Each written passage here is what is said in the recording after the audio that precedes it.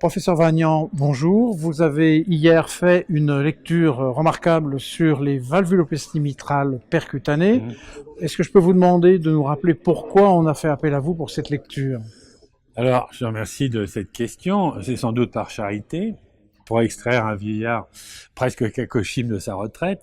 Non, c'est parce qu'on a effectivement une certaine expérience dans le domaine des valvulopathies, puisqu'on a commencé à écarter les sténoses mitrales, et ensuite on a suivi tous les flux aortiques, et on s'est intéressé depuis plus de 10 ans, 10-12 ans, au traitement percutané de l'insuffisance mitrale. Je veux dire qu'on a essuyé des échecs patents avec un pseudo mitraclip qui était une suture, avec quelque chose qu'on mettait dans le sinus coronaire. Puis ensuite, il y a eu une grande phase d'arrêt due au fait qu'on n'avait pas accès au mitraclip en France.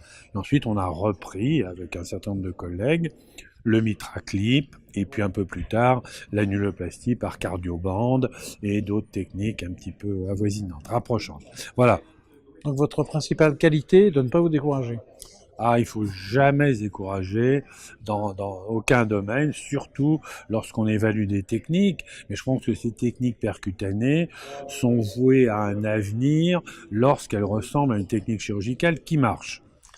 Et là, actuellement, Mmh. donc la technique Mmh. qui a de quoi vous redonner courage, c'est le Mmh. mitraclip, parce que les résultats des registres, des Mmh. études sont Mmh. satisfaisants. Est-ce que vous pourriez nous parler déjà du mitraclip et Mmh. du stade où on en est aujourd'hui? Voilà, alors disons, la technique qui a le plus grand recul, la technique sur laquelle on a le plus d'expérience, c'est le mitraclip. C'est un peu plus de 55 000 cas dans le monde, donc c'est pas rien. Bon, à part les nombres, qu'est-ce qu'on sait? Que ça a une efficacité, puisque l'insuffisance mitrale est bien réduite, pas complètement réduite, mais bien réduite dans la majorité des cas. Qu'est-ce qu'on sait? C'est que c'est sûr, les complications pendant la procédure sont rares. Et ce qu'on sait aussi, c'est que si on a un bon résultat immédiat, il y a de fortes chances que ça tienne jusqu'à 5 ans. Au-delà, on ne sait pas. Alors maintenant, on sait aussi qu'il faut séparer l'insuffisance mitrale organique de l'insuffisance mitrale fonctionnelle. Dans l'organique, il y a toutes les chances de penser que si la lésion est assez focale, bien centrale, il n'y a pas de rétrécissement pour commencer, ni de grand barlow, c'est quelque chose qui va marcher. Bon, dans la fonctionnelle, on se pose la question, est-ce que un traitement sur la valve va améliorer ces patients où la maladie est finalement ventriculaire? C'est pour ça qu'on attend tous les résultats des grands essais randomisés comparant cette technique au traitement médical pour savoir ce que ça va donner. Et heureusement, le premier essai, MITRA-FR, a été fait en France, sera présenté par un collègue lyonnais, Jean-François Obadia, au mois d'août à la Société européenne de cardiologie. Il sera suivi quelques semaines plus tard par un autre grand essai, l'essai COAPT, fait aux États-Unis, qui sera présenté à TCT, c'est-à-dire vers le mois d'octobre. On en saura plus à ce moment-là. Est-ce qu'on n'a pas de raison de penser que justement ces insuffisances mitrales fonctionnelles, lorsqu'on les traite, elles viennent en complément d'une intensification du traitement Alors, médical et que c'est un des éléments du traitement? je suis absolument d'accord avec toi. Il faut de toute façon commencer à les traiter par un traitement médical optimal, mais il ne faut pas regarder l'effet du traitement pendant 10 ans. Voilà. C'est bien donné, maximum toléré. Au bout de quelques semaines, s'il n'y a pas d'amélioration, il faut passer à la vitesse supérieure. Indication de resynchronisation, revascularisation, tout ça doit être fait avant d'envisager un traitement interventionnel sur la valve, bien entendu. Alors on verra dans quelques mois si on continue ou on continue pas. Alors il y a d'autres techniques, il n'y a pas que le Oui, alors mitraclip. j'allais poser la question. Demain matin, on n'a plus de Mhm, microclip. mhm. Vers quelle technique on se tourne? Alors, dans les techniques, il y a les sérieuses et les pas sérieuses. On va parler que des sérieuses.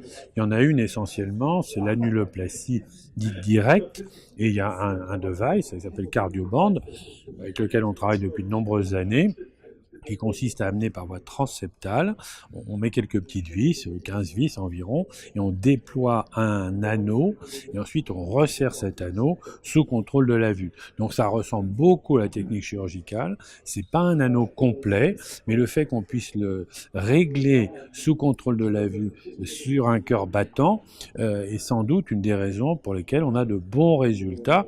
Mais attention, il y a 60 patients suivis. On va avoir les résultats à 2 ans, mais en tout cas dans la première année, les résultats sont prometteurs, avec à peu près 85-90% des patients qui ont une réduction d'IM sévère à IM, disons, moyenne ou légère. Donc il y a une efficacité absolument certaine et comme le MitraClip, une très bonne sécurité. Maintenant, il faudra voir à plus long terme s'il n'y a pas de récurrence, parce qu'après la nuloplastie, il peut y avoir des récurrences. Mais la vraie solution, ça sera de combiner. Et les combinaisons techniques, comme font les chirurgiens, il y aura à peu près toujours une annuloplastie. Ensuite, en fonction de l'étiologie, il y aura un MitraClip ou des cordages artificiels. C'est une technique qui se développe aussi, qui demande à être validée comme les autres, hein, mais qui est assez prometteuse puisque nos amis chirurgiens font ça en routine. Et c'est les trois principales techniques, hein. L'annuloplastie, le MitraClip, le cordage artificiel. Le reste me paraît un petit peu plus fantaisiste. Et pour les deux dernières dont vous avez parlé, je ne parle pas du MitraClip, est-ce qu'on attend des résultats rapidement? Est-ce qu'on attend à quelle échéance? Alors, pour les cordages, à ma connaissance, des études randomisées sont prévues. Pour l'anneau, oui, il y a un essai randomisé qui débute ou qui va débuter incessamment aux États-Unis. 2 ans. Alors, oui, enfin qui va débuter incessamment, mais on ne sera pas malheureusement, on ne sera pas impliqué dans cet essai randomisé. Voilà, c'est bien triste. Voilà. Mais c'est Donc, comme ça. l'échéance, ça veut dire qu'il n'y aura rien avant 2 ans, 2-3 ans, oui. 2-3 ans. Alors, il y a aussi, bien sûr, si on ne peut pas faire de plastie, ou si on ne croit pas à la plastie, ce qui serait quand même, à mon avis, une faute majeure dans cette pathologie, il y a le remplacement prothétique de la valve mitrale. Là, il y a une expérience qui est à peu près sur, disons, un peu moins de 300 malades. Pour le moment, c'est très très peu de patients. Il y a une vingtaine de prothèses qui ont été faites. C'est très très très peu de malades. Au début, catastrophe, 40% de mortalité. Pas parce que les prothèses sont mauvaises, mais parce que les patients ont été choisis beaucoup trop tard.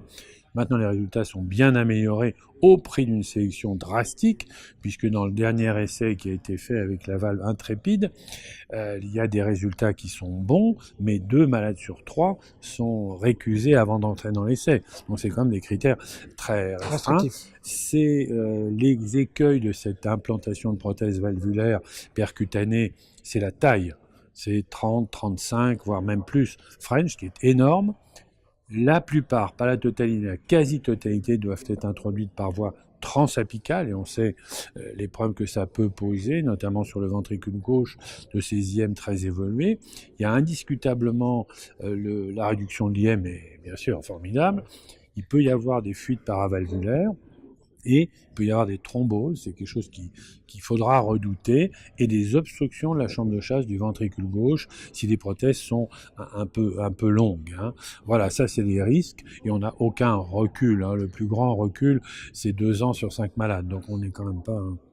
Est-ce qu'on peut dire, pour conclure sur ce point, que finalement, remplacer la valve mitrale par voie percutanée, c'est pas tout à fait la même chose que remplacer la valve aortique?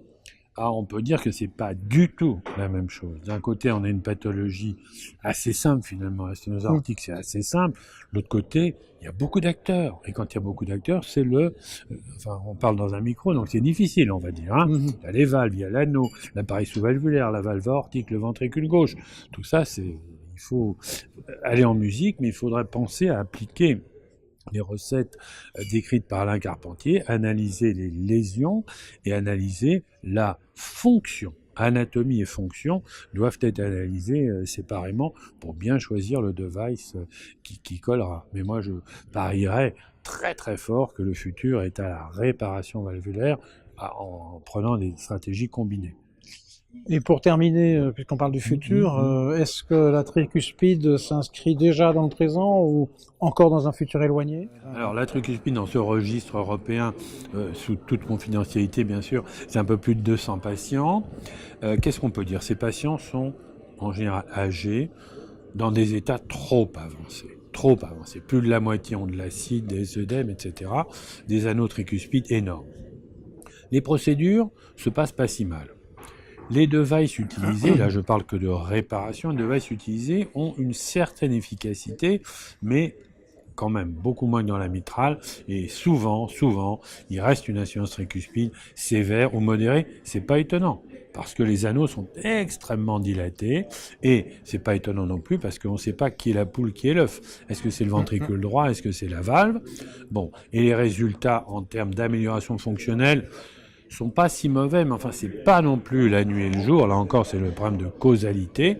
Par contre, il y a un certain degré de diminution des nécessités de diurétiques. Les doses de diurétiques sont un peu abaissées. Bon voilà, c'est pas grand chose. Ce qu'il faut absolument, c'est traiter ces malades plus tôt et utiliser sûrement des devices plus appropriés. Alors là, il y a eu à peu près toutes les inventions possibles, un certain nombre essayant de bicuspidaliser la valve tricuspide. C'est une technique chirurgicale, on sait que ça ne marche pas, bon.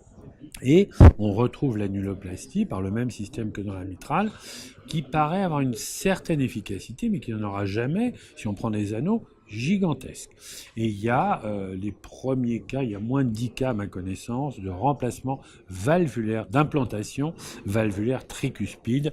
Mais là, ça pose toute une série de problèmes, et moins de 10 malades, je crois qu'on ne peut pas en parler, mais c'est une voie du futur. À mon avis, le futur, ça sera un tout petit peu le sauvetage de malades au bout du rouleau, et ça sera beaucoup lorsqu'on pourra utiliser de manière simultanée, comme c'est fait en Allemagne, la mitrale et la tricuspide, si les patients ont aussi des insuffisances tricuspides volumineuses quand on traite leur insuffisance mitrale. Je crois qu'on a fait le tour de ce qu'il y avait à dire, de ce qui était immédiat et ce qui n'était pas. Et